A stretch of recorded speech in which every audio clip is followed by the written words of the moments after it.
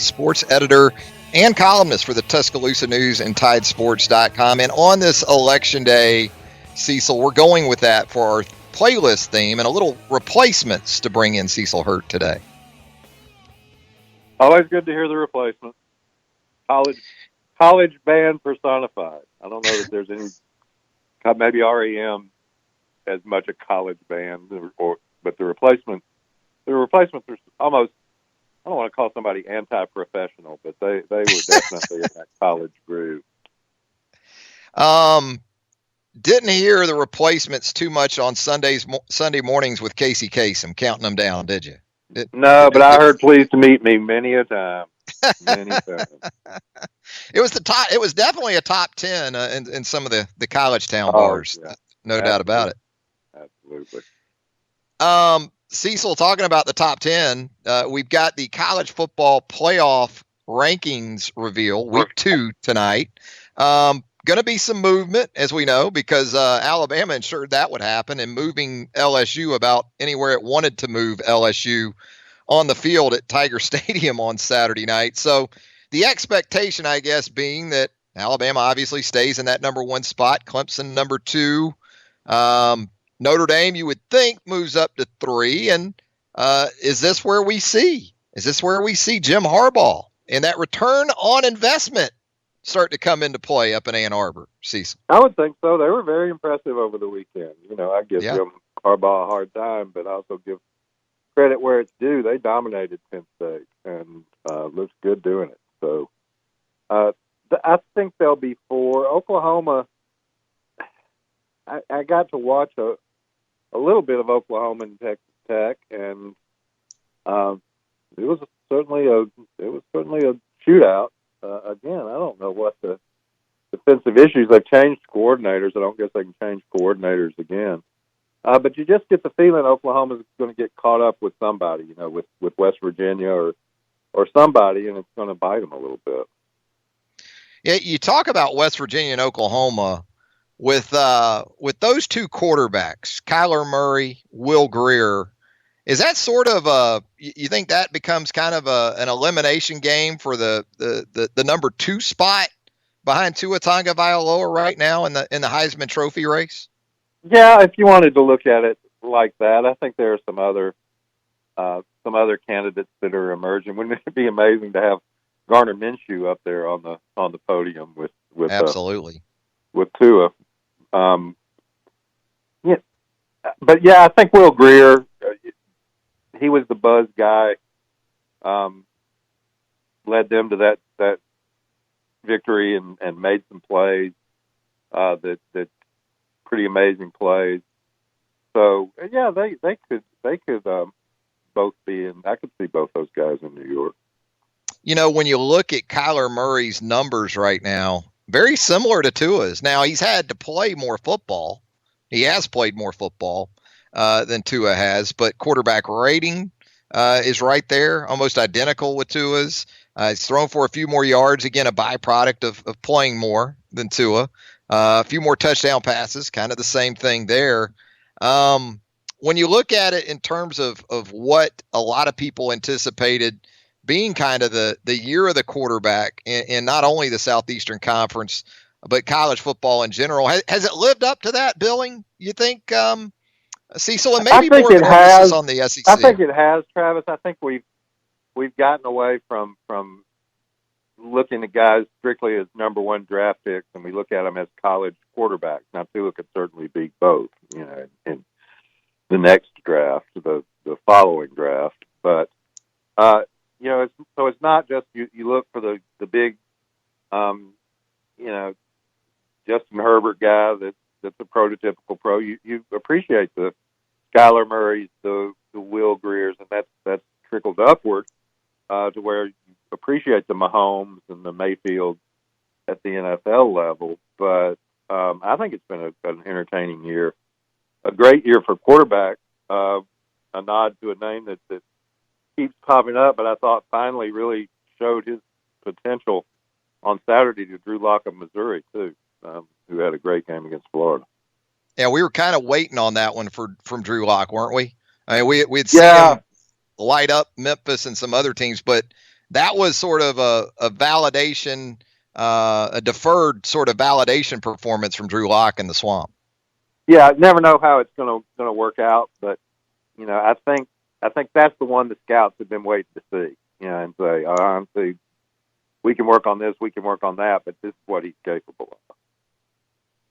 You mentioned Gardner Minshew. You talk about a story. I mean, this is a guy as an East Carolina grad transfer. He was set to be Alabama's number 3, wasn't he? He was coming to Tuscaloosa, goes out there with the Pirate and Pullman, and he's probably going to go. There's a good chance. There's a chance anyway. This guy goes to New York City with Tua Tagovailoa. Oh, I hope he does. He seems to be having a great time.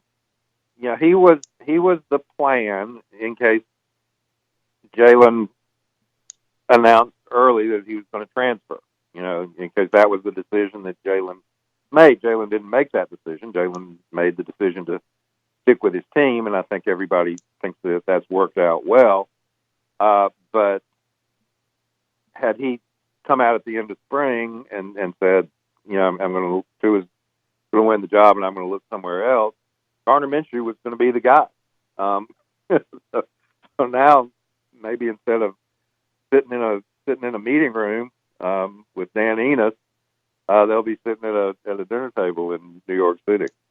Yeah, great story with Gardner Minshew. He seems to be having a great time. He's a long way from the Gulf Coast of Mississippi, and he seems to be having a great time. That mustache too. Getting a lot of mileage out of that mustache. Gardner Minshew it's been a lot of fun. Of all the weird playoff scenarios, Washington State winning out and getting Mike Leach and Gardner Minshew into the playoffs is the one I'd like to see. That would be. Michigan gets Ohio State beats Michigan, and Notre Dame gets knocked off by somebody. It won't be FSU this weekend, I don't think, but gets knocked off down the road, and this happens and that happens, and they win the Pac-12 at 12-1 and get a 4 seed, and I think that would be great. Yeah, that'd be a lot of fun out in Dallas if it kind of went chalk everything else with Alabama running the table. Leach would be the king of the town. Yeah, he'd get his rematch with Alabama in the same town from the Cotton Bowl when he was at Texas Tech. He'd probably come in griping about Keith Brown too. So yeah, probably a little bit. I don't think that's beyond or above the Leach. I don't think he's forgotten it. I'll say that much. Yeah, I don't think he appreciated getting stuffed like he did. I don't think he appreciated the air raid. I think, was it, 13 points, 10 points, something like that in that game? Right. No, it was. Didn't it end up 10-7? Didn't the field goal make it 10? For Alabama? I think it was 13-10, maybe 13-10, something like that. Maybe. But anyway, one of the truly, because of the time, because of the atmosphere and so forth. But that 2005 Alabama defense was a really good defense.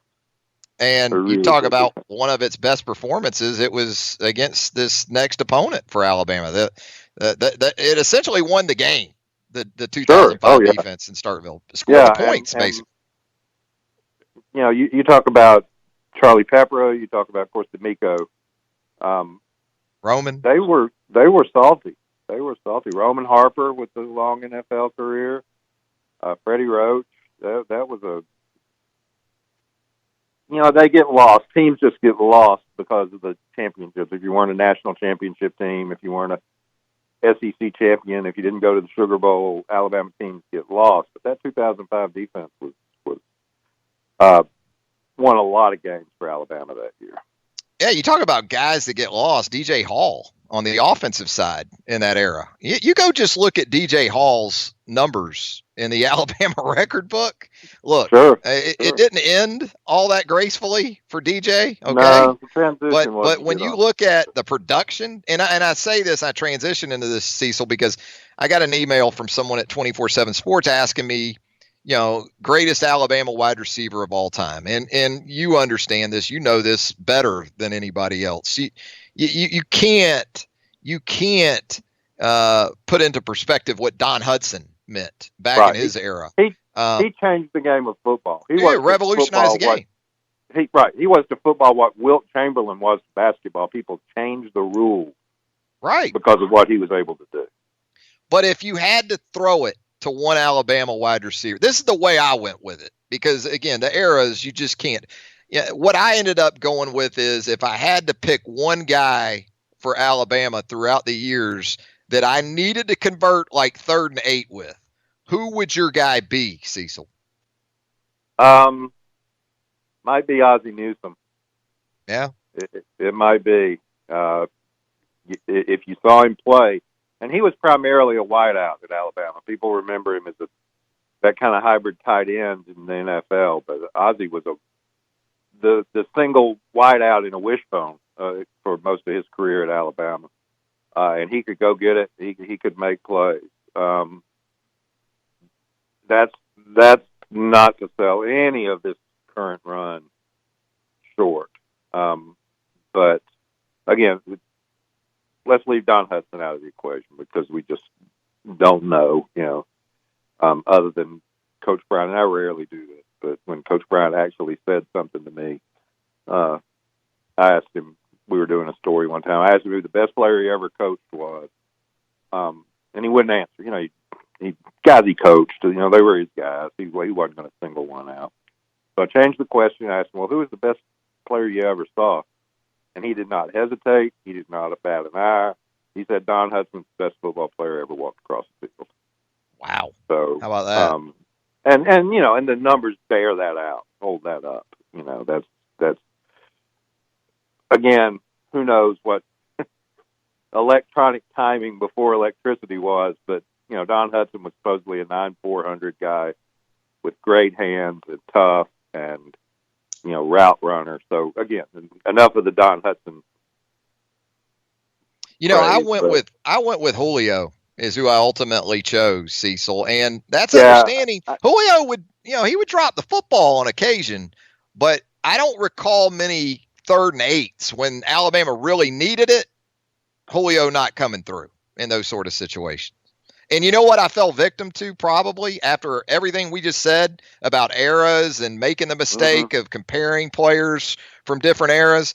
The mistake I probably made in my own mind was think about Julio Jones in this offense today with this guy throwing the football. They'd score 200 points again.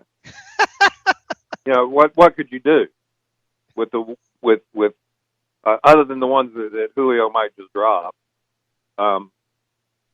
Julio with these other receivers around him. At his size, with his speed, and the windows that Tua can put him in. And these other guys around him, too. Yeah, and these other guys around him. Poll Alabama fans and say, hey, who was the number 2 receiver for Alabama in 2008 with Julio? Yeah. Crickets. Yeah. There's four number 1 receivers on this team, as you know, and a number 1 overall pick getting them all the football. So I did what I said I shouldn't do, I guess. Put the regular personnel out there right now, and this is not a knock on Irv Smith, by the way, who's had a great year. But Julio, you can put the regular personnel out there and line up Julio at tight end and let a linebacker cover. How's that going to work for somebody? Cecil, you mentioned Irv Smith Jr., and I did some digging on this. I can't find another tight end in Alabama history that has caught 6 touchdown passes in a season. The other guy that I came up with was Lamond Russell in '89 with 5. And again, different era, totally different system. Sure. That was for Homer in his offense. That's a slot back, H back tight end that was going to catch 100 balls. That was going to get targeted if he was a good enough athlete. Now, Lamond's a great guy. He wasn't 6'4", 262 like Irv Smith Jr. OJ physically too. You would say he just didn't get the targets that Irv's getting this year. Hey Cecil, we talk about what a difference a year can make, and we're talking with Cecil Hurt, sports editor and columnist for the Tuscaloosa News. Presented by Carty and Lloyd, attorneys at law, and Mercedes-Benz of Tuscaloosa, this Tuesday edition of Southern Fried Sports. We talk about, how different years are year to year, and just kind of the way this Alabama team is trending down the stretch at 9-0 compared to just a year ago, with everything that team was enduring. I guess it's kind of night and day, isn't it? It is. And one thing this week, I urge everybody to remember, in a certain way, I don't like to say, teams are lucky when they win. They win because they're better and they execute better. But that game in Starkville last year could have broken in a different direction in the fourth quarter. I mean, right at the end. So Alabama was not vastly, overwhelmingly superior to Mississippi State last year, and won't be on Saturday. Now, people, say Tua changes all that. Tua, I agree that it's different. As your point, things change from year to year. But this is kind of a tough game in a tough spot to me. And I agree. And I think the 25.5, I mean, look, I understand why it's there. I get that, but seems a little high, doesn't it? It does. It does. They just, I'm sure word is that they just couldn't get LSU at home high enough that people pounded Alabama, and that was not a successful outcome for the man out in Nevada anyway.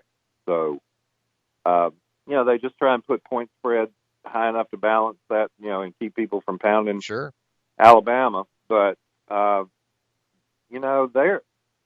their front seven is better than LSU's front seven, particularly without Devin White. But anyway, their front seven is just, I think, better. LSU doesn't have dudes like Sweat and Simmons. They just don't have them. So now the back four, that's a different story. You take State's front seven and LSU's back four, and you got a pretty salty defense then. But Fitzgerald, people, I know his numbers. I know his quarterback rating isn't astronomical, but he's a competitor now. He'll make some things happen and stay in there and fight. I don't know how many they can score. I don't know that they can score enough to keep up with Alabama. But again, I think that they can be pretty competitive in this spot. I really believe that. Cecil, as we let you go, obviously a big night for Avery Johnson, the Alabama men's basketball team, getting the season going with Southern in town. Some interesting injury news yesterday. Riley Norris dealing with a medical issue, and also Dazon Ingram with the ankle. And we've talked about in previous weeks the point guard position, who plays on the ball. What are you sort of anticipating from that standpoint tonight at Coleman Coliseum? Yeah, without knowing, I think Dejon was probably 50-50 yesterday, and I don't know which side of the 50 it's going to fall on. So he may play, he may not play. I think you'll see a good bit of Tyra Lewis. Avery was talking yesterday about easing him in and so forth, but I think you'll see a good bit of him, Avery Jr., and I think you'll see a little bit of Herb. I think they'll go with that big lineup. Just try and outsize. They way outsized Montevallo. Probably can do the same. The Southern with Herb, Petty, and Mack. If Herb can handle the ball well enough, and then say Reese and Hall, you're pretty large everywhere with that lineup. Even with Dejon, that's a big. If you put him in there where Herb is, that's a big lineup too. But that's their super big lineup with Herb running the point. And bring some Galen Smith in there too. I mean, you're right. Oh, yeah. It's a big basketball basketball team for Avery Johnson this season, no doubt. Hey, Cecil, got to take care of the ball. Yeah, and maybe shoot it a little bit. That would be pretty good too. I asked Avery about 3-point shooting yesterday. Take good shots. That's what they got to do. Yep, gotcha. Hey, Cecil, look forward to seeing you there tonight. Have a great rest of your day, my man. See you there.